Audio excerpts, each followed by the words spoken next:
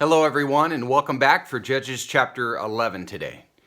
Now Jephthah the Gileadite was a valiant warrior, but he was the son of a harlot, and Gilead was the father of Jephthah. Gilead's wife bore him sons, and when his wife's sons grew up, they drove Jephthah out and said to him, "You shall not have an inheritance in our father's house, for you are the son of another woman."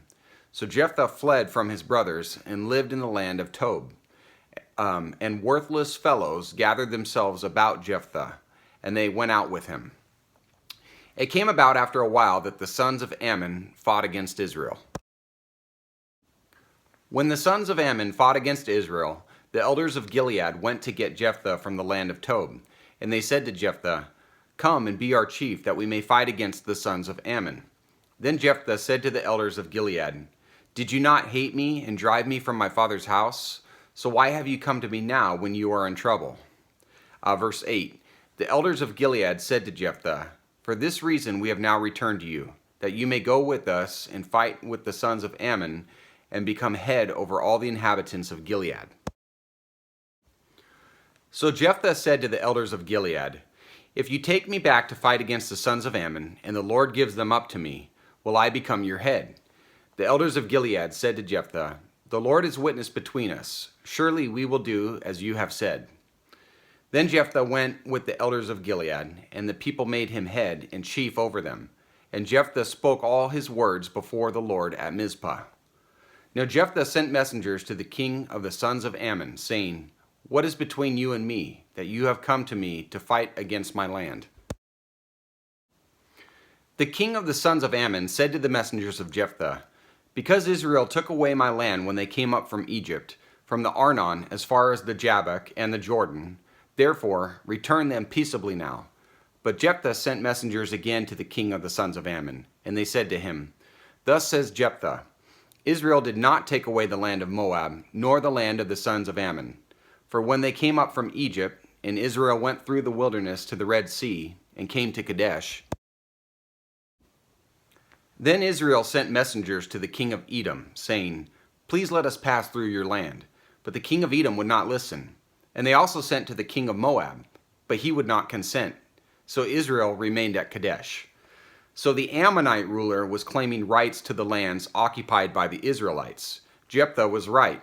Number one, those lands were not in the possession of the Ammonites when Israel took them, but were Amorite lands. Number two, Israel had been there 300 years in undisputed possession. Number three, God had chosen to give them the lands, and thus they were entitled to them, just as the Ammonites felt they received their lands from their God. Similar arguments are going on today in Israel. Verse 18, then they went through the wilderness and around the land of Edom and the land of Moab, and came to the east side of the land of Moab, and they camped beyond the Arnon. But they did not enter the territory of Moab, for the Arnon was the border of Moab. And Israel sent messengers to Sihon, king of the Amorites, the king of Heshbon, and Israel said to him, "Please let us pass through your land to our place."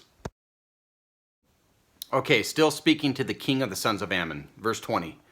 But Sihon did not trust Israel to pass through his territory. So Sihon gathered all his people and camped in Jahaz and fought with Israel. The Lord, the God of Israel, gave Sihon and all his people into the hand of Israel, and they defeated them. So Israel possessed all the land of the Amorites, the inhabitants of that country. So they possessed all the territory of the Amorites, from the Arnon as far as the Jabbok, and from the wilderness as far as the Jordan. Since now the Lord, the God of Israel, drove out the Amorites from before his people Israel, are you then to possess it? Do you not possess what Chemosh your God gives you to possess? So whatever the Lord our God has driven out before us, we will possess it. Now are you any better than Balak the son of Zippor, king of Moab? Did he ever strive with Israel, or did he ever fight against them? While Israel lived in Heshbon and its villages, and in Aroer and its villages, and in all the cities that are on the banks of the Arnon, 300 years, why did you not recover them within that time? I therefore have not sinned against you, but you are doing me wrong by making war against me. May the Lord, the judge today between the sons of Israel and the sons of Ammon. But the king of the sons of Ammon disregarded the message which Jephthah sent him. All right, it's on then. Verse 29. Now the Spirit of the Lord came upon Jephthah, so that he passed through Gilead and Manasseh. Then he passed through Mizpah of Gilead, and from Mizpah of Gilead he went on to the sons of Ammon. Jephthah made a vow to the Lord and said, If you will indeed give the sons of Ammon into my hand, then it shall be that whatever comes out of the doors of my house to meet me when I return in peace from the sons of Ammon, it shall be the Lord's, and I will offer it up as a burnt offering. Making vows to God was not unusual during this era, and was a custom among generals to promise the God of their worship something of great value as a reward for God giving them victory. But many scholars believe his words and decision here was not executed properly and was a rash decision before God. So Jephthah crossed over to the sons of Ammon to fight against them, and the Lord gave them into his hand.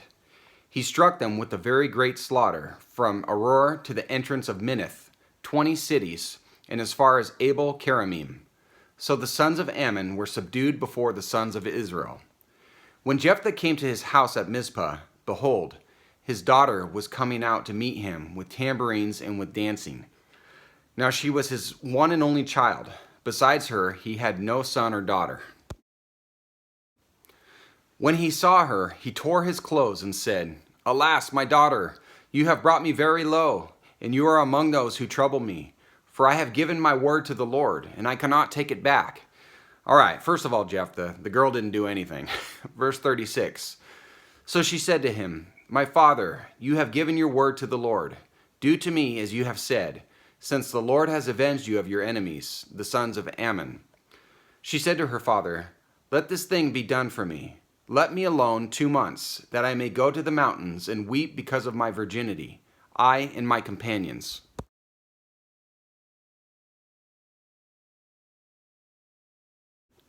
Then he said, Go.